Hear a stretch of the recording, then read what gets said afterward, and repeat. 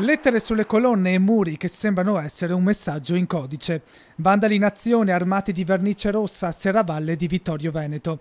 Nella notte tra lunedì e martedì i Reiter hanno colpito il centro storico, lasciando ben visibili a tutti le loro impronte. Piazza Minucci, i muri tra i negozi di Via Martiri della Libertà, Palazzo Rova, il Teatro da Ponte e la Torre dell'Orologio. Questi punti principali dove la vernice è apparsa, insieme a degli adesivi, forse utilizzati come firma. Penso il più male possibile, non lo so perché è una roba incredibile. Cosa le farebbe fare adesso che hanno imbrattato la città? Leccare. Sono drastica, li farei fare i lavori forzati, li farei riparare tutto quanto. Un bel periodo di, come si può dire, di lavori manuali, concreti, perché imparino cosa significa la fatica.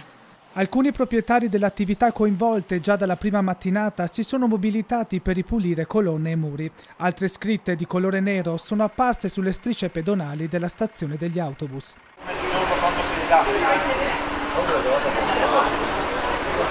Le indagini sarebbero vicine alla soluzione. Le telecamere di videosorveglianza avrebbero filmato tutto. Nessuna pietà quindi per il vandalo?